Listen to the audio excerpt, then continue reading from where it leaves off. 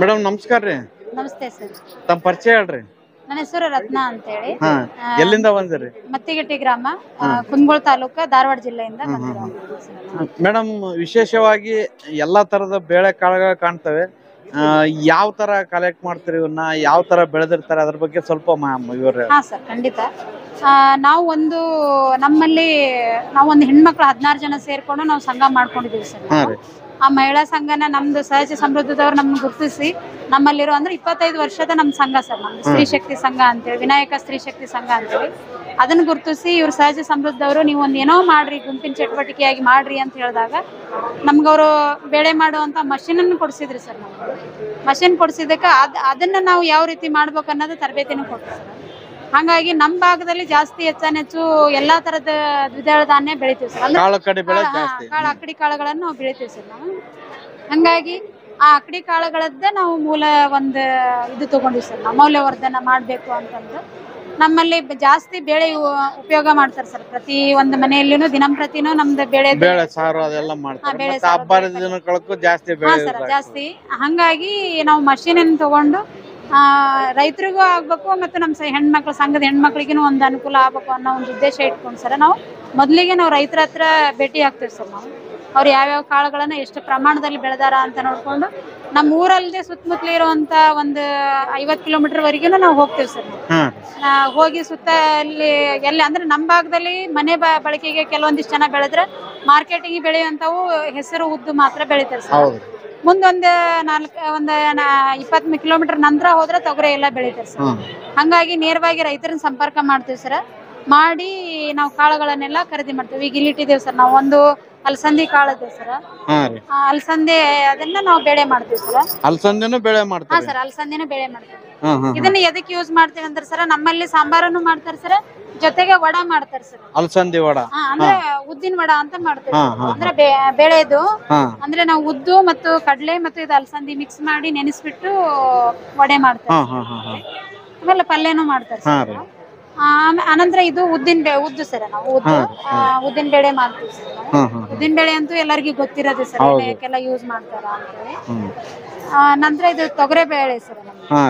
ನಾವು ಮೇನ್ ನಾವು ಇದು ಮಾಡ್ಕೊಂಡಿರೋ ಅಂತದ್ದು ಸರ್, ನಾವು ಜವಾರಿ ಸರ್, ಅಂದ್ರೆ ದೇಸಿ ತಳಿಗಳ ಮೇಲೆ ನಾವು ಕೆಲಸ ಮಾಡ್ತೀವಿ.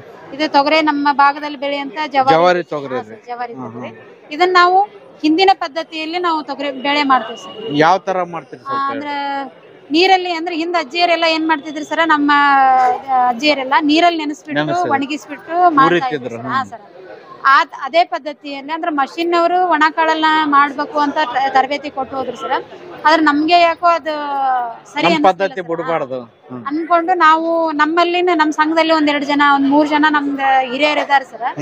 ಅವರ ಒಂದು ಮಾರ್ಗದರ್ಶನ ತಗೊಂಡು ಸರ್ ನಾವು ಕಾಳನ್ನ ನೆನೆಸ್ತೇವೆ ಸರ್. ಒಂದೊಂದ್ ಕಾಳು ಒಂದೊಂದು ರೀತಿಯಲ್ಲಿ ನೆನೆಸ್ತೇವೆ ಸರ್. ನೆನೆಸ್ಬಿಟ್ಟು ನಾವು ಬೆಳೆ ಮಾಡ್ತೇವೆ ಸರ್. ಇದು ತೊಗರೆ ಬೇಳೆ ಮಾತ್ರ ನಾವು ಜಾಸ್ತಿ ಟೈಮ್ ತಗೋತೀವಿ ಸರ್ ನೆನೆಯಕ್ಕೆ. ಅಂದ್ರೆ 5 ತಾಸು ನೀರಲ್ಲೇ ಬಿಟ್ಟು ನಂತರ ಇಡೀ ರಾತ್ರಿ ನಾವು ಹಂಗೆ ಕಟ್ಟಿಟ್ಬಿಟ್ಟು ಮಾರನೇ ದಿನ ಒಣಾಕ್ತೇವೆ ಸರ್. ಜೊತೆ ಕಡಲೆ ಬೇಳೆನೂ ನೀರಲ್ಲಿ ನೆನೆಸ್ತೇವೆ ಸರ್ ನಾವು. ಇದು ಕಡಲೆ ಮತ್ತು ಅಲಸಂದಿನ 1 ತಾಸು ಮಾತ್ರ ನೀರಲ್ಲಿ ಬಿಡ್ತೇವೆ ಸರ್. ಅಂದ್ರೆ ಇದು ಜಾಸ್ತಿ ನೆಂದಷ್ಟು ನುಚ್ಚಾಗುತ್ತೆ ಸರ್. ಸರ್, ಹಂಗಾಗಿ ಇದನ್ನ ಆತರ ಮಾಡ್ತೇವೆ ಸರ್. ಇನ್ನು ಹೆಸರು ಬೇಳೆ ಸರ್. ಹೆಸರನ್ನು ನಮ್ಮ ಭಾಗದಲ್ಲಿ ಬೆಳಿತೇವೆ ಸರ್ ನಾವು. ಹೆಸರನ್ನು ನಾವು ತಗೊಳ್ಳುವಂತ ಸರ್. ಹೆಸರು ಏನ್ ರೇಟ್ ಆದ್ರಿ ಏನ್ ರೇಟಿಗೆ ಕೊಡ್ತೀರಿ ಹೆಸರು ಸರ್? ನಾವು 220 ರೂಪಾಯಿ ಅಂದ್ರೆ ಅರ್ಧ ಕೆಜಿ ಅಂದ್ರೆ 240 ರೂಪಾಯಿ ಕೆಜಿ ಅಂದ್ರೆ ನಾವು ಮಾರ್ಕೆಟ್ ಅಲ್ಲಿ ಮಾರ್ತೀವಿ ಸರ್. ಬಲ್ಕ್ ಅಲ್ಲಿ ಕೊಡ್ಬೇಕಾದ್ರೆ ಕಡಿಮೆ ಕೊಡ್ತೀವಿ. ಕಡ್ಲೆ 210 ರೂಪಾಯಿ ಕೆಜಿ ಮಾರ್ತೀವಿ ಸರ್ ನಾವು. ಆದ್ರೆ ಬಲ್ಕ್ ಅಲ್ಲಿ ಸ್ವಲ್ಪ ಕಡಿಮೆ ಮಾಡಿ ಕೊಡ್ತೀವಿ ಸರ್. ತೊಗರಿ 270 ಕೊಡ್ತೀವಿ ಸರ್. 270 ರೂಪಾಯಿ ಕೆಜಿ. ಉದ್ದು ಅದು ಉದ್ದು 240 ಸರ್. ಅಲಸಂದೆ ಸರ್ 200 ರೂಪಾಯಿ. 200 ರೂಪಾಯಿ. ನಿಮ್ಮ ಹತ್ರ ಮುಖ್ಯವಾಗಿ ಹೆಸರು, ತೊಗರಿ, ಕಡ್ಲಿ, ಉದ್ದು, ಅಲಸಂದಿ ಬೇಳೆಗಳು ಸಿಗ್ತಾವ್ರಿ. ಈಗ ಮಾರ್ಕೆಟ್ನಾಗೂ ಬೇಳೆ ಸಿಗ್ತಾವ್ರಿ, ನಿಮ್ಮ ಹತ್ರನೂ ಸಿಗ್ತಾವ. ಅವ್ರಿಗೂ ನಿಮ್ಗೂ ಏನ್ ವ್ಯತ್ಯಾಸ? ಅವ್ರಿಗೆ ನಮ್ಗೂ ವ್ಯತ್ಯಾಸ ಅಂದ್ರೆ ಸರ್, ಒಂದು ನಮ್ಮಲ್ಲಿ ಪಡೆದಂತ ಬೇಳೆಗಳದ ರುಚಿ ಬೇರೆ ಇದೆ ಸರ್. ಆಮೇಲೆ ನಾವು ಮಾಡ್ತಾ ಇರೋಂತ ಕೆಲಸ ನಮ್ದು ಜವಾರಿ ಅಂದ್ರೆ ದೇಸಿ ತಳಿ ಸರ್. ಅದೇ ಮಿಕ್ಸ್ ಇರಲ್ಲ. ಅಂದ್ರೆ ನಾವು ಈಗ ನಾವು ಮಾರ್ಕೆಟ್ ಅಲ್ಲಿ ತಗೊಳ್ಳೋಂತ ಉದ್ದು ಹೆಸರಿನ ಬೆಳೆಯಲ್ಲಿ ಬೇರೆ ಬೇರೆ ಮಿಕ್ಸ್ ಇರ್ತದೆ ಸರ್. ನಮ್ಮಲ್ಲಿ ಏನು ಮಿಕ್ಸ್ ಇರಲ್ಲ. ಜೊತೆಗೆ ನಾವು ಹಳ್ಳಿ ಇರಲ್ಲ ಸರ್, ಯಾವ್ದು ಕಡ್ಡಿ ಕಸ ಇರಲ್ಲ ಸರ್. ಎಲ್ಲಾನು ನೀಟಾಗಿ ಕೈಲೇ ಕ್ಲೀನ್ ಮಾಡ್ತೀವಿ ಸರ್ ನಾವು. ಮಷೀನ್ ಅಲ್ಲೇ ನಾವು ಬೆಳೆ ಒಡೆಯಕ್ ಮಾತ್ರ ಮಷೀನ್ ಯೂಸ್ ಮಾಡ್ತೀವಿ ಸರ್ ನಾವು. ಪ್ರತಿಯೊಂದನ್ನು ಕೈಲೇ ನಾವು ಕ್ಲೀನ್ ಮಾಡುವಂತದ್ದು. ಆಮೇಲೆ ಕಳೆದ ವರ್ಷ ಕಡಿಮೆ ಇತ್ತು ಸರ್ ರೇಟು, ಬೆಳೆ ರೇಟು. ಆಮೇಲೆ ಈ ಸರಿ ನಾವು ಮತ್ತೆ ಕೊಂಡ್ಕೊಂಡಂಗೆಲ್ಲ ಅಂದ್ರೆ ಆಯಾ ವರ್ಷ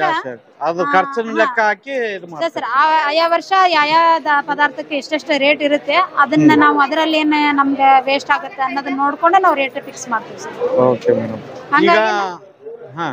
ಹಂಗಾಗಿ ನಮ್ಮಲ್ಲಿ ಇದಕ್ಕೆ ಜಾಸ್ತಿ ಬೇಡಿಕೆನೂ ಇದೆ ಸರ್. ಜೊತೆಗೆ ರುಚಿಯಾಗಿರುವಂತ ಬೆಳೆ ಸಿಗುತ್ತೆ ಅಂತೇಳಿ ಬಂದು ಒಯ್ತಾರೆ. ಎಲ್ಲೆಲ್ಲಿ ಕಳಿಸಿದ್ರಿ ಮೇಡಮ್?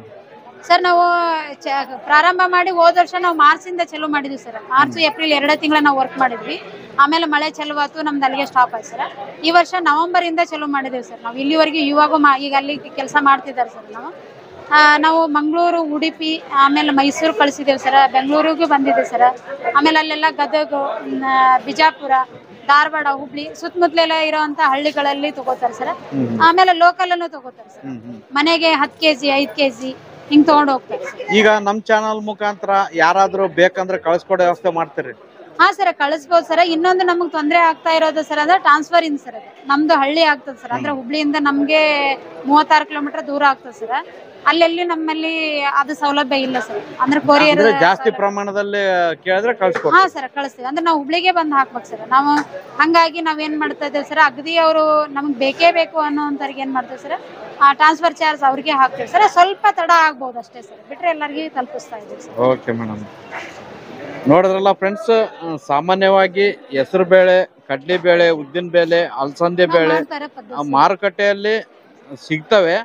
ಆದರೆ ಈ ಮಹಿಳಾ ಸಂಘದವರು ಒಂದು ವಿಶೇಷ ಆಸಕ್ತಿಯನ್ನು ತೆಗೆದುಕೊಂಡು ಅವರೇ ವಿಶೇಷ ರೀತಿಯಲ್ಲಿ ಹಳ್ಳಿ ಪದ್ಧತಿಯಲ್ಲಿ ಮಾಡೋದ್ರಿಂದ ಈ ಬೇಳೆಗಳಿಗೆ ಒಂದು ವಿಶೇಷವಾದಂಥ ರುಚಿ ಇರ್ತದೆ. ಜೊತೆಗೆ ಮಹಿಳೆಯರೇ ಸೇರ್ಕೊಂಡು ಮಾಡೋದ್ರಿಂದ ಉತ್ತಮ ಗುಣಮಟ್ಟದಿರ್ತದೆ. ಅದಲ್ಲದೆ ಲೋಕಲ್ ತಳಿಗಳು ಅಂದರೆ ದೇಶಿ ತಳಿಗಳನ್ನು ಆಯ್ಕೆ ಮಾಡ್ಕೊಂಡು ಇವರು ಬೇಳೆಯನ್ನು ತಯಾರು ಮಾಡ್ತಾರೆ. ಇವರ ನಂಬರನ್ನು ಡಿಸ್ಪ್ಲೇನಲ್ಲೂ ಮತ್ತು ಡಿಸ್ಕ್ರಿಪ್ಷನ್ ಬಾಕ್ಸಲ್ಲೂ ಹಾಕಿರ್ತೀನಿ. ಸಂಪರ್ಕ ಮಾಡಿ ಈ ವಿಶೇಷವಾದಂಥ ಬೇಳೆಗಳನ್ನು ಪಡಿಬೋದು ಅಂತ ಹೇಳ್ತಾ, ಇಷ್ಟೊತ್ತು ವಿಶೇಷವಾದಂಥ ಮಾಹಿತಿಯನ್ನು ನೀಡಿದಂಥ ಮೇಡಮ್ ಅವರಿಗೆ ಧನ್ಯವಾದಗಳನ್ನು ತಿಳಿಸುತ್ತಾ ನಮಸ್ಕಾರ.